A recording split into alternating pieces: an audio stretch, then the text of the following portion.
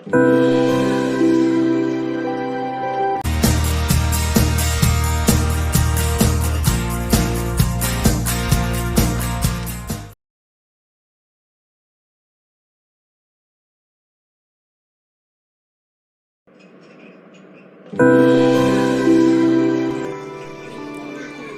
कहानी दिल्ली में रहने वाले कमल और सोफिया की है, जो दिल्ली में रह के सरकारी जॉब करता था। ये बात उन दिनों की है जब मैं अपने ही शहर के किसी होटल में नाश्ता करने के लिए गया था, तो मेरी मुलाकात वहाँ एक सोफिया नाम की लड़की से हुई, जो दिखने में बहुत ही सुंदर थी और पहली ही नज़र में देख के मुझे उससे प्यार हो गया। मैं बैठ के चाय पी रहा था और वो मेरे ठीक सामने बैठी थी। वो मुझसे कुछ कह रही थी, लेकिन मैं इस तरह से खो गया था कि उसके होंठ हिल रहे थे, लेकिन उसकी आवाज़ मेरे कानों तक नहीं आ रही थी। मैं बस उसके होठों को देखे ही जा रहा था, उसके पंखुड़ी जैसे होंठ जो बहुत सुंदर लग रहे थे।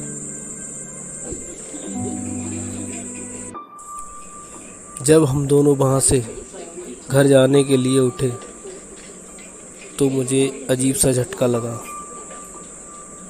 और मुझे लग रहा था कि मैं इतनी दूरी कैसे बर्दाश्त करूँगा, कैसे मैं इससे दूर रह पाऊँगा। कुछ ही मिनटों की मुलाकात मुझे ऐसे लगने लगी जैसे मैं सोफिया को कितने सालों से जानता हूँ। और जब मैं वहाँ से जाने के लिए तैयार हुआ तब उसने अपना हाथ आगे बढ़ाया और जब उसने मुझे छुआ तो मुझे ऐसा लगा जैसे कि मेरे शरीर में एक बिजली सी दौड़ गई हो।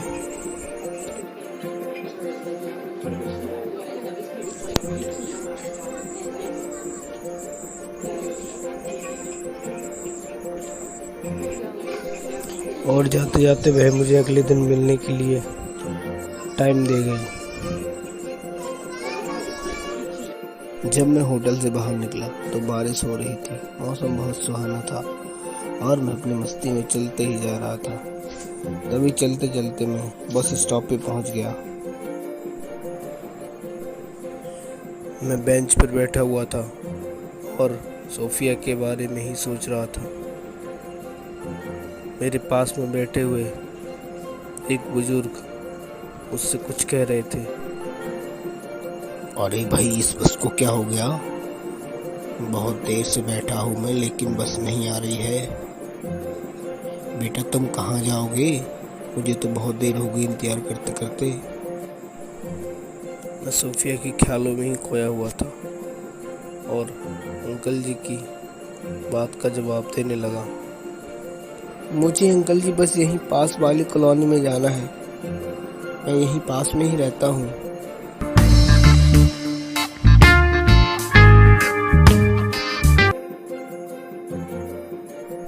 जब मैं उसके घर गया तो मैंने देखा वो अजीब से कपड़े पहने हुए थी, बाल खुले हुए थे उसके, बिखरे बाल। देखने में तो वो बहुत सुंदर लग रही थी। वह मुझे प्यार भरी नजर से देख रही थी और मुझसे बातें कर रही थी और मुझसे कहने लगी कि मैं तुमसे बहुत प्यार करती हूँ।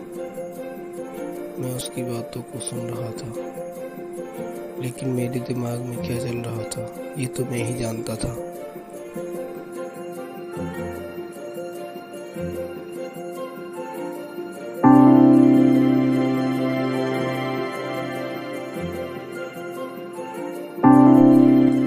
और उसने मुझे हक किया, फिर मैं अपने आप को रोक न सका और उसके बाद हम दोनों एक दूसरे के हो गए। और सुबह को जब मैं वहाँ से अपने घर जाने लगा तो मैंने उसको सब सच सच बताया कि जिस जगह मेरी पोस्टिंग थी अब वहाँ से मेरा ट्रांसफ़र हो गया है मैं उस शहर को छोड़ के जा रहा हूँ। ये सुन के वह बहुत रोने लगी और मुझे बहुत कुछ बुरा भला कहने लगी, लेकिन मैं भी मजबूर था। मैं क्या करता, मुझको वहाँ से जाना ही था। फिर उसके बाद ही पता नहीं था कि हम आगे भविष्य में कभी मिलेंगे या नहीं मिलेंगे।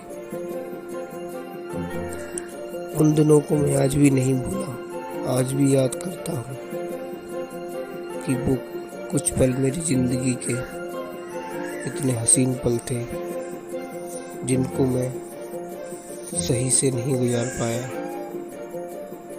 मुझे हमेशा उन दिनों की याद रहेगी। हाय दोस्तों, ये स्टोरी आपको कैसी लगी? अगर ये स्टोरी आपको पसंद आई है तो इसको लाइक करें, वीडियो को शेयर करें और हमारे चैनल को सब्सक्राइब करके बेल आइकन को ज़रूर प्रेस करें ताकि आने वाली हर वीडियो का नोटिफिकेशन आपको जल्द से जल्द मिलता रहे।